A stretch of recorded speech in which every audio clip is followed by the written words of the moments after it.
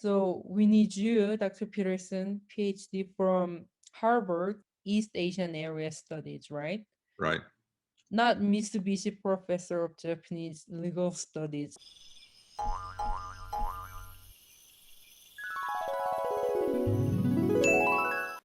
안녕하세요. This is Mark Peterson with the Frog Outside the Well Research Center. And today I have my editor and co-producer Yoonji with me. 안녕하세요. 안녕하세요. Today we're going to talk about a very unpleasant subject. We're going to talk about the comfort women. And we're going to talk about it because recently there was a Harvard professor, Harvard Law School professor, wrote an article that said the comfort women were not sex slaves, but were prostitutes. And he went through a lot of material about the legal aspect of prostitution in Korea and Japan, and said that applied to the comfort stations as well. I've got a lot of questions about this, and I think Yoonji, you do as well, right? Mhm. You read the whole thing, right? Yeah. So I started, but I could not finish. Oh. I did not want to finish. But so we need you, Dr. Peterson, PhD from Harvard, East Asian Area Studies, right? Right. Not Mitsubishi Professor of Japanese Legal Studies. First of all, what does it even mean, Mitsubishi Professor? What does he know about history? Is he like legit professor? Yeah. I don't know exactly what a Mitsubishi professor is. I don't know if that's a chair. Usually, if there's a honorable position, an endowed chair, it's called a chair. But this doesn't say the Mitsubishi Chair of Legal Studies. It says just Mitsubishi professor. So I don't know exactly what his status is. He has a good record of publications. He's taught at other schools as well. But here he's really carrying water for the Japanese. Yeah. So I know there are lots of problems with the article, and we need you, expert in Asia studies and PhD from Harvard in Asian area studies. So please educate us. Well, I see a lot of problems with this article. Even elementary school kids will find lots of problems in this article. Yeah. The first problem is that on the logical basis, if I see a car on the road and it's a blue car, and then I say, well, I saw a car on the road and it's a blue car, therefore all cars on the road are blue cars. That's the logic of this. He says that some Korean and Japanese women were contracted prostitutes who went to work in the comfort stations, but that doesn't mean they all were. And in fact, we know that a number of women were prisoners of war. The Dutch women, the European women in Indonesia were certainly not contracted. They were prisoners of war, and they were told if they were to cooperate and become part of the comfort corps, they would be taken care of. They'd get food and such. And some of these women had children, and they went into the comfort corps for the sake of saving the lives of their children. So, this article that says they were not sex slaves, it's really a problem because there were a lot of women that were forced into this as prisoners of war and in other means.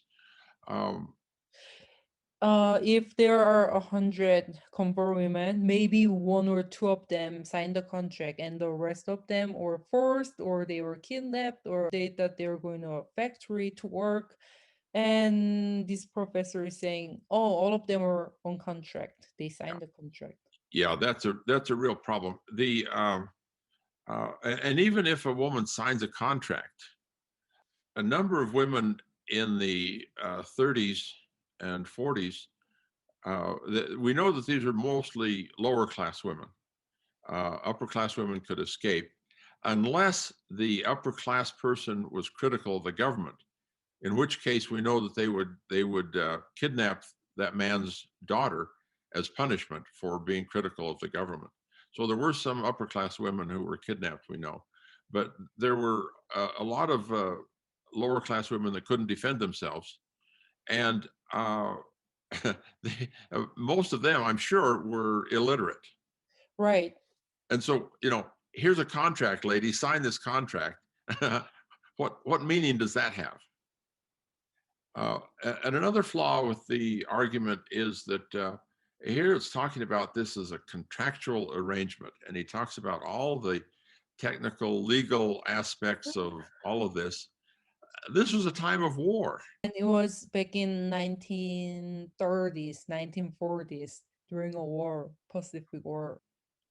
How many people paid attention to a contract in the time of war? And if a woman, even if a woman signed a contract, even if she thought she could make a lot of money by doing this, and she goes off to Manchuria or China, and they force her to do extraordinary things like work 20 hours a day or something. And is she going to pull out hey, I got a contract here. I got a contract, 8 hours a day. I mean, it's nonsense to think that this was a kind of a contractual arrangement, and therefore they were not sex slaves.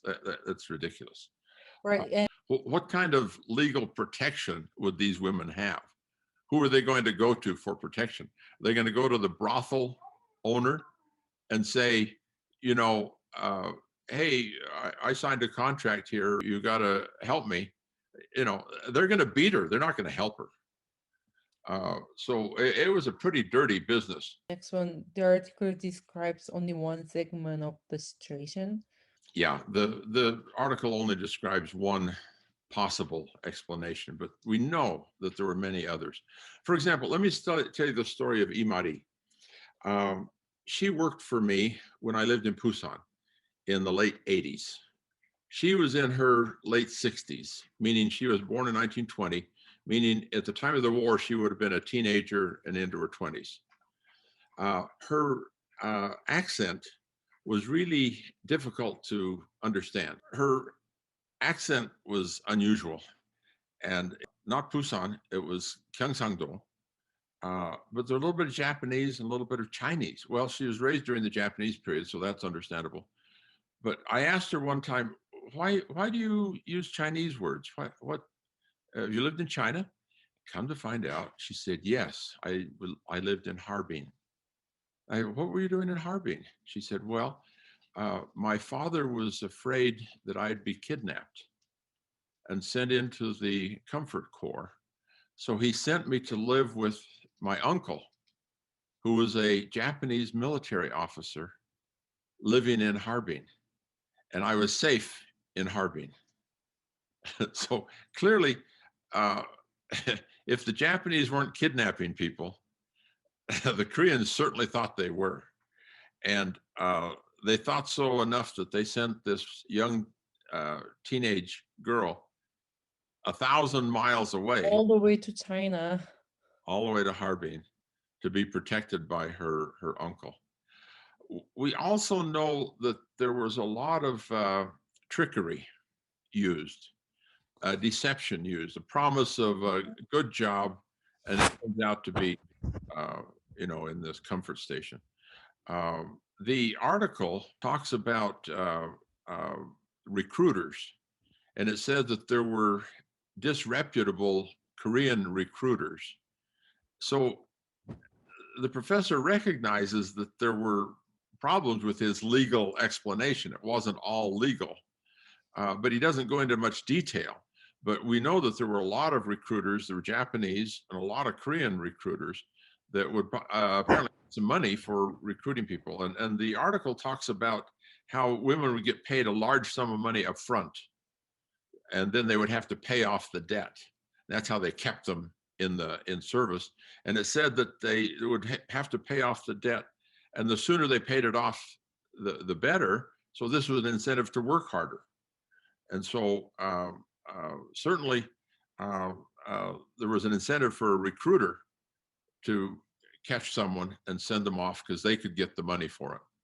And if they repay the debt, they're going to send the woman back all the way from China, Manchuria, wherever they were located in the middle of a war back to Korea. Yeah. Yeah. The estimates are that 60 to 80% of the women died, especially as the war went bad toward the end. Maybe early on, maybe some women could come home with some money, but we have human trafficking today. And the way it works is that they capture a girl and then they rape her repeatedly. And then they say, you're damaged goods now. You can never marry. You can never return to society. The only way you can survive is now to work for us, and we'll take care of you. But it was that kind of an approach where women would be captured and brutalized, raped, and beaten, such that they saw no escape. So I'm sure that was the problem. But the next thing I've got written down here on my outline is there's a deeper problem here, deeper than this article arguing legal prostitution. And that is, the deeper problem is the Japanese attitude. That the Japanese would take an article like this and say, aha, see, Harvard University, Harvard Law School, they're supporting us.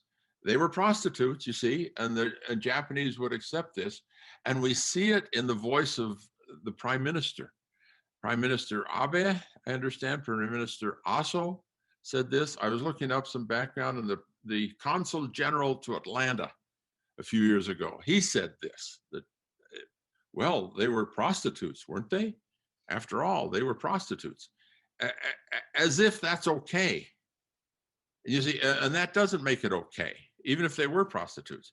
But most of them were not prostitutes. So this Japanese attitude of justifying what happened as some sort of legal thing, as some sort of thing that's okay, is really disturbing. So you know about the Kono statement? So it was done by Chief Cabinet Secretary back in 1993, and that's the first time Japan finally acknowledged that Japanese military was involved, and it was official from the government. So are they saying, and it's done by their government, Japanese government, not by Korean government or third party. So are they saying, oh, oops, just kidding, that was not right? Are they saying their own study was not right? Well, I haven't looked up the history of all of this.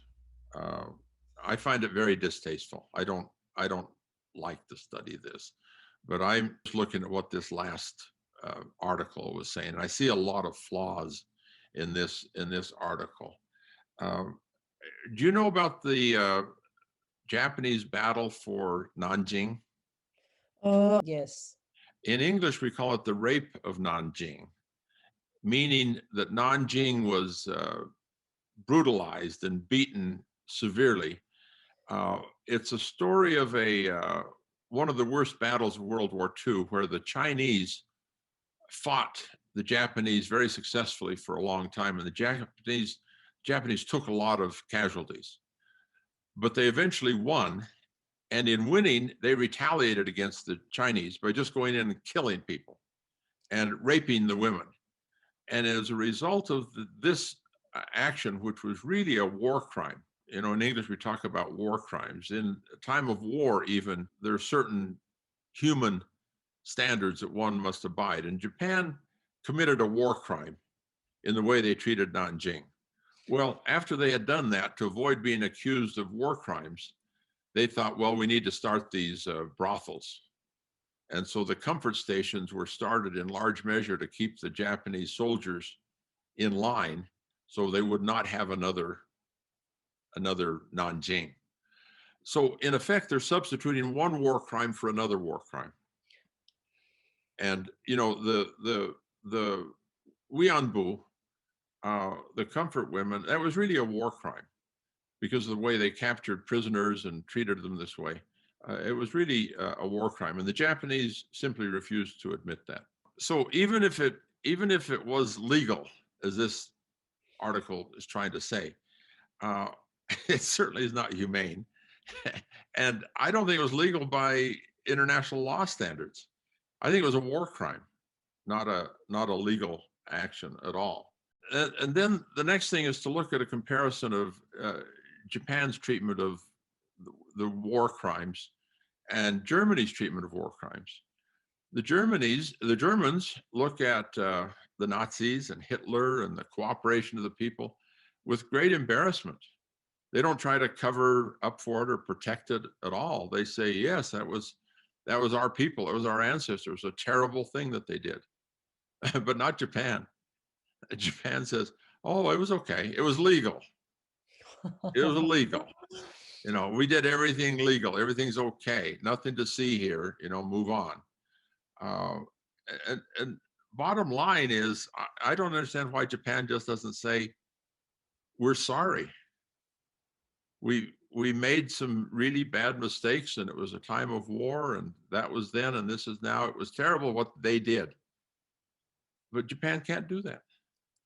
So I actually posted something about this on my social media, and one of my Japanese friends texted me saying she's learned about it super briefly in high school or something. And the thing is, most Japanese acknowledge that it was their fault and they know it's their shameful history. But I think it's politicians, the government who's trying to hide it or trying to deny what they did. Their people know why their government can't be like, okay, it was our darkest history. Let's move on. We're sorry. Yeah, it was a terrible time, a terrible story, and the Japanese ought to simply admit it and move on rather than trying to hide it all the time. Well, it was a terrible thing, and it was terrible to see this Harvard law professor write this terrible excuse for what had happened, and it's terrible to see the Japanese jump on it and say, yeah, that's Harvard Law School agrees with us. And it just reopens the wounds for the Koreans. I said in an article I wrote about this that the news has been ricocheting through Korean media recently. Ricochet is a word used for bullets. It's been ricocheting through Korean media like a bullet ripping through flesh and tearing open old wounds again. And that's what it is. Okay, thank you, Yoonji, for helping me with this, and we'll look forward to a more cheerful thing to talk about next time on the frog outside the well. See you. Thank you. 감사합니다. 감사합니다.